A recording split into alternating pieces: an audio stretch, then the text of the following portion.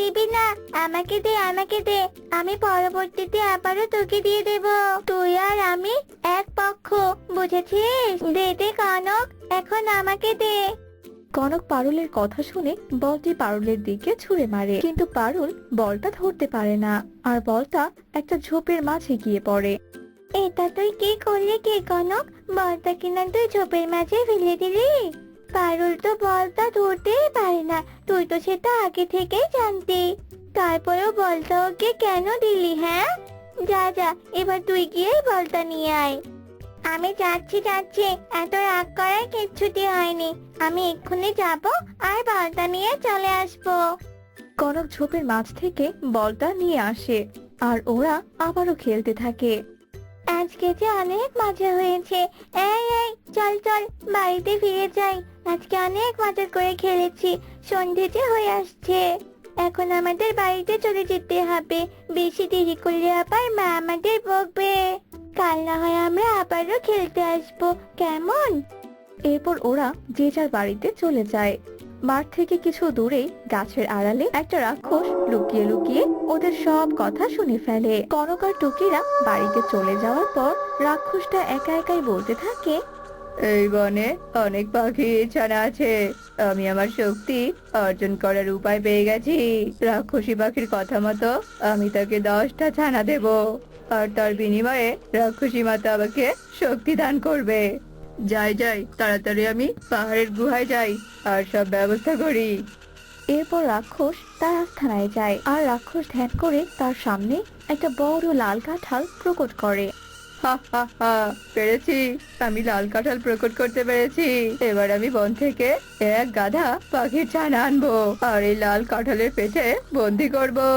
যখন 10টা পাখির ছানা হবে, তখন আমি পুরো কাঁঠালটা রাক্ষসী মাতাকে দিয়ে আসবো, আর রাক্ষসী মাতা খুশি হয়ে আমাকে শক্তি দেবে। যাই যাই, আমি গিয়ে বরং পাখির ছানা ধরে নিয়ে আসি। এই বলে রাক্ষস গুহা থেকে বের হয়। অন্যদিকে কনক একটা ব্যাগ হাতে নিয়ে হাঁটতে থাকে। ও বাবা, মায়ের জ্বালায় আমি আর বাঁচি না। এই ভর সন্ধেবেলা একটা বাজারের ব্যাগ হাতে ধরিয়ে দিল। এবার বাবা শহর থেকে আসলে একেবারে অনেকগুলো বাজার করে দিতে বলবো বাবাকে।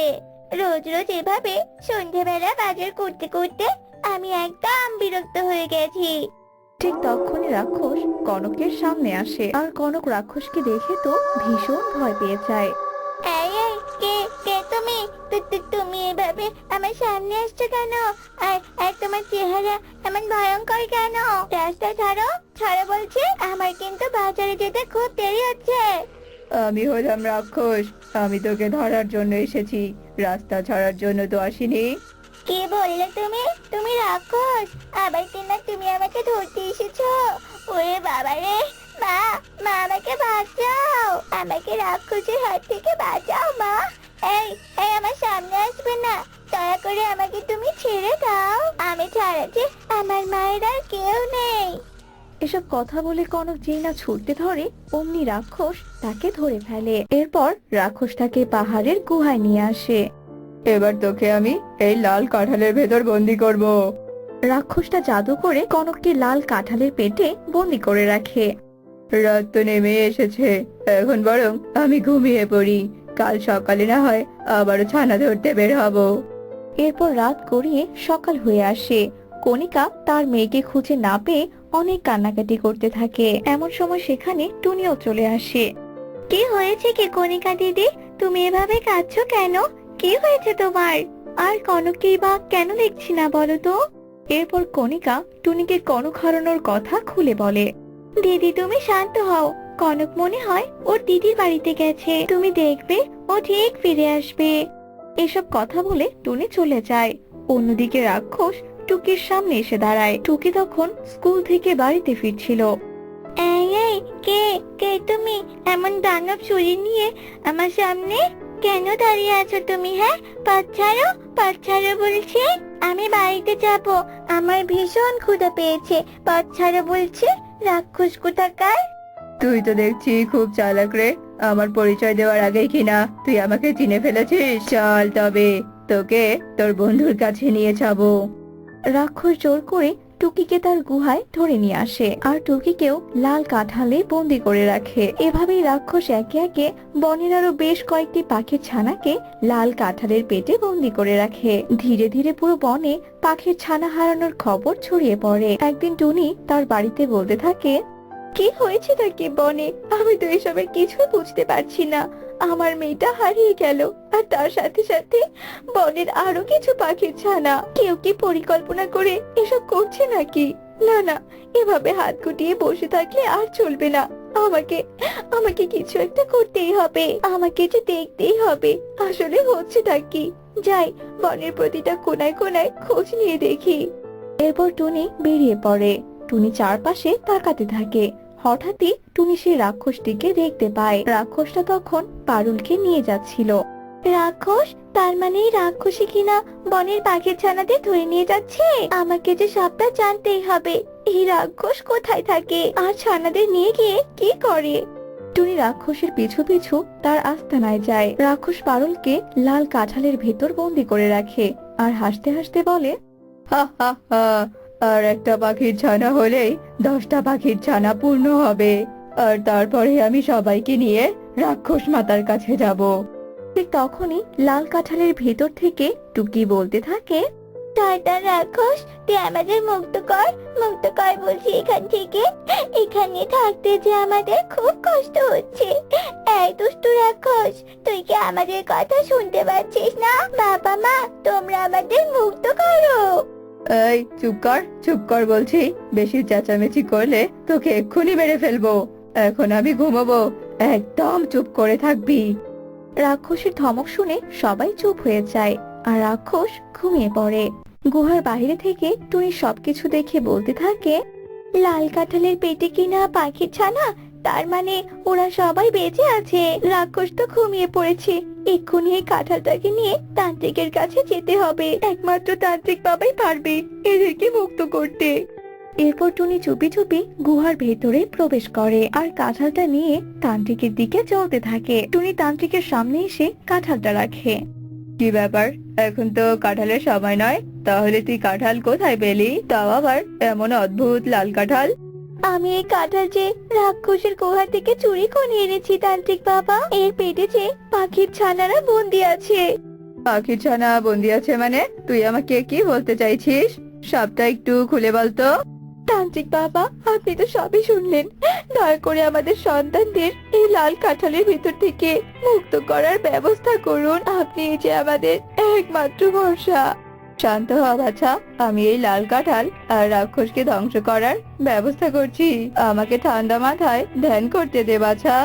এরপর তান্ত্রিক ধ্যানে বসে আর কিছুক্ষণ পর তান্ত্রিক একটা সোনার কাঠি প্রকট করে। আমি ধ্যান করে জানতে পেরেছি, সোনার কাঠি দিয়ে এই কাঁঠালটাকে আঘাত করলে সব বাচ্চারা মুক্তি পাবে আর রাক্ষসও ধ্বংস হয়ে যাবে। তান্ত্রিক বাবা, তাহলে আপনি আর দেরি করবেন না।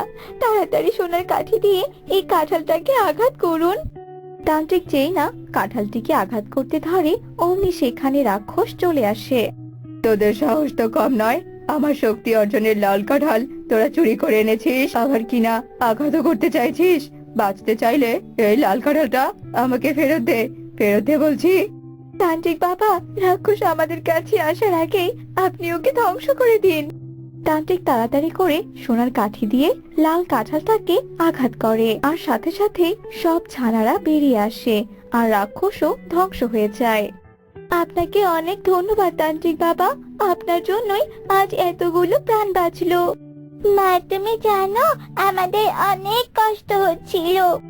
আর ভয় নেই রে সোনারা, চলো আমি তোমাদের সবাইকে বাড়িতে পৌঁছে দিচ্ছি।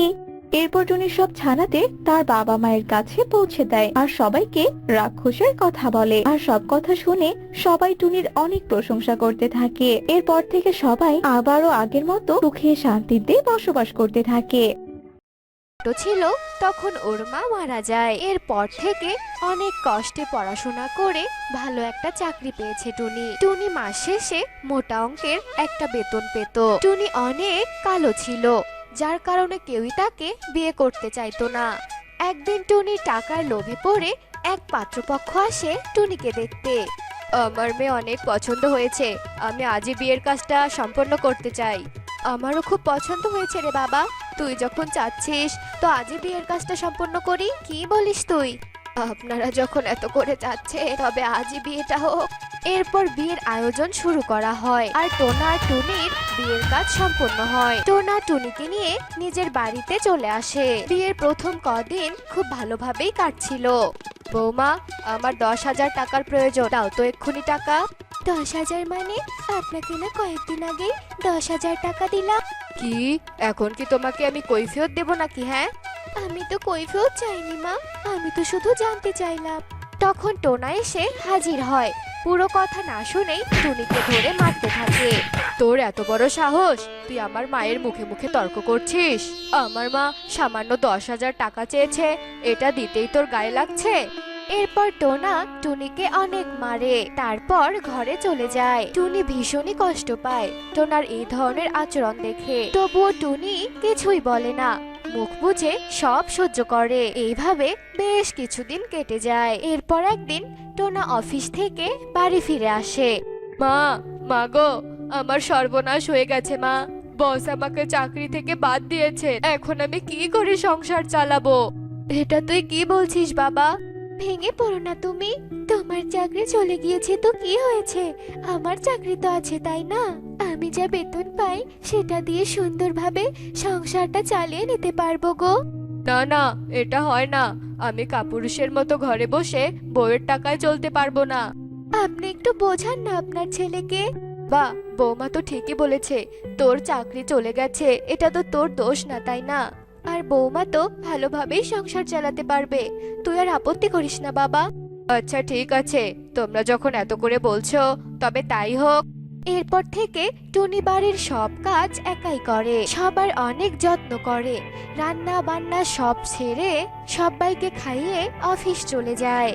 অফিসের চাপ সব সামলে নিয়ে আবার বাড়ি চলে এসে সবার জন্য রান্না করে। এভাবেই টুনির দিন কাটতে থাকে। একদিন টুনির অফিস থেকে ফিরতে একটু দেরি হয়। সেই সুযোগে মিনু টোনাকে ঘরে ডেকে নিয়ে বলে, দেখ বাবা, কালো বউয়ের থেকে টাকা নিয়ে নিয়ে আমি কত দামি দামি গহনা বানিয়েছি। এই কালো বউ এসে তো আমি অনেক বড়লোক হয়ে গেলাম রে। তার উপর তো আমার কোনো কাজই করতে হয় না। হ্যাঁ মা, তা ঠিকই বলেছো। আমাকে দেখো না মা, আমি আমার বন্ধুদের সাথে পার্টি আড্ডা সব কিছুই কত সুন্দরভাবে করতে পারছি। তোমার কথায় কালো মেয়েকে বিয়ে করে অনেক ভালোই হয়েছে মা। তোমার মাথায় যে এই বুদ্ধিগুলো ছিল আমি বুঝতেই পারিনি। না হলে ওই কালো মেয়ের সাথে কে সংসার করে? ওর মতো মেয়েকে আমি আমার কাজের মেয়েও বানাবো না, সে কিনা হয়েছে আমার বউ। হ্যাঁ রে বাবা, এখন থেকে আরো বেশি টাকা নিয়ে আরো দামি দামি গহনা বানাবো আমি। এরপর যখন কালো বউ থাকবে না তখন সেগুলো বিক্রি করলেও আমার অনেক টাকা হবে রে। ঠিক বলেছ মা, ওর কাছ থেকে সব টাকা পয়সা হাতিয়ে নিতে হবে আর আমরা আরাম আয়েশে দিন কাটাতে পারবো। মিথ্যে মিথ্যে কেমন বললাম আমার চাকরিটা চলে গেছে, আসলে আমি তো চাকরিই করতাম না, সেটা কে জানে বলো। এদিকে টোনা আর মিনুর সব কথাগুলো টুনি দরজার আড়াল থেকে শুনে ফেলে। সব শুনে টুনির ভীষণ রাগ হয় আর টুনি মনে মনে ভাবে, আমি এদের জন্য এত কষ্ট করেছি আর এরা আমাকে প্রয়োজনে ব্যবহার করেছে। এদের তো উচিত শিক্ষা দিতেই হবে, কালো বলে তো আমি দুর্বল নই, আমি কখনো ওদের আশা পূরণ হতে দেব না। এই বলে টুনি তার ঘরে গিয়ে ঘুমিয়ে পড়ে। এরপর সকালবেলা টুনি ঘুম থেকে উঠে মিনুকে বলে, মা, আমার জন্য সকালের নাস্তাটা বানিয়ে আনুন তো। এ কি বৌমা, তোমার কি মাথা খারাপ হয়ে গিয়েছে নাকি? হ্যাঁ, আমাকে তুমি রান্না করতে বলছো? না, আমি রান্না করতে পারবো না। আমার মাথা একদম ঠিক আছে মা, আমি সারাদিন অফিস করে অনেক ক্লান্ত হয়ে যাই, বাড়ির কাজ করতে অনেক কষ্ট হয়ে যায় আমার, তাই আমি ঠিক করেছি এখন থেকে বাড়ির রান্না বান্না সব আপনি সেরে রাখবেন। এমনিতেও তো কোনো কাজই করেন না আপনি। শোনো বৌমা, আমি কোনো রান্না বান্না করতে পারবো না, রান্না করার জন্য তো একটা কাজের মেয়ে রাখতেই পারো, তাই না? কাজের মেয়ের টাকা কি আপনি দেবেন মা? আপনি কি কোনো চাকরি করেন নাকি আয় রোজগার করেন যে আপনি কাজের মেয়ে রাখবেন? কাজের মেয়ের বুঝি বেতন দিতে হবে না? টুনির কথা শুনে মিনু আর কোনো কথাই বলে না। তখন টুনি বলে, আমি অফিস থেকে এসে যেন দেখি সব কাজ ছেড়ে রাখা হয়েছে। এই বলে টুনি অফিসে চলে যায় আর এভাবেই সারাটা দিন কেটে যায়। রাতে টুনি বাড়িতে ফিরে আসে। তখন টোনা টুনিকে বলে, টুনি, তোমার কি মাথা খারাপ হয়েছে নাকি? হ্যাঁ, তুমি আমার মাকে রান্না করতে বলেছো। আমার মাথায় একদম ঠিক আছে। তোমার মাকে তো আমি রান্না করতে বলেছি, আর বাকি কাজগুলো সব তুমি করবে। থালা বাসন মাজবে, ঘর মুছবে, বাজার করবে, আর আমি এখন থেকে বসে বসে খাবো। চাকরি তো করো না, আদৌ চাকরি করতে কিনা তারও সন্দেহ আছে, তাই বাড়ির সব কাজ তুমি করবে। আমি বাড়ির কোনো কাজ করতে পারবো না। তাহলে কি শুধু কালো বউয়ের কষ্টের উপার্জনের টাকা খেতে পারবে? এত কথা আমি বলতে পারবো না। এবার বাবু যাও তো, আমার জন্য এক কাপ চা নিয়ে এসো তো। যাও বলছি, নইলে আমি তোমাদের আর একটা টাকাও দেব না, খাবারও দেব না। এ কথা শুনে টোনা বাধ্য হয়ে টুনির জন্য চা আনতে যায়। এভাবেই বেশ কয়েকদিন কেটে যায়। এক সন্ধ্যায় মিনু টোনাকে বলে, বাবা টোনা, আমাদেরই ভুল হয়েছে রে। আমাদের এই কালো বউয়ের উপর এত অত্যাচার করা ঠিক হয়নি। হ্যাঁ মা, আমাদের অনেক ভুল হয়েছে। এবার আমাদের টুনির কাছে ক্ষমা চাওয়া উচিত। হ্যাঁ রে বাবা, তুই ঠিকই বলেছিস। এতদিন আমরা মেয়েটার উপর অনেক অন্যায় করেছি। একবার কি ভেবেছি ওরও তো অনেক কষ্ট হয়, বাড়ি ঘরের কাজ সামলিয়ে আবার অফিসে যেতে হয়। আমরা তো শুধু টাকাটাই চিনলাম রে বাবা। এই 2 দিন কাজ করেই আমি বুঝেছি কত কষ্ট কাজ করতে। আমিও বুঝেছি মা, ওর অনেক কষ্ট হয়েছে। আমরা তো শুধু ওর রূপটাই দেখেছিলাম। ওর রূপের জন্য আমরা তো ওকে পছন্দ করিনি, কিন্তু মা, ওর মনটা অনেক ভালো মা। টোনা আর মিনুর কথাগুলো টুনি আড়াল থেকে শোনে আর তাদের সামনে চলে আসে। আমি এটাই চেয়েছিলাম মা, আপনারা যেন আপনাদের নিজেদের ভুল বুঝতে পারেন, তাই আপনাদের দিয়ে কাজ করিয়েছি। আমাকে আপনারা ক্ষমা করে দিন। না বৌমা, তুমি কেন ক্ষমা চাচ্ছ?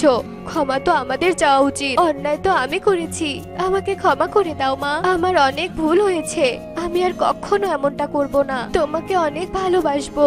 এখন থেকে তোমার সব কাজেই আমি সাহায্য করব। তুমি শুধু আমাকে মাফ করে দাও বৌমা। আমাকেও মাফ করে দাও টুনি, আমারও ভুল হয়ে গেছে।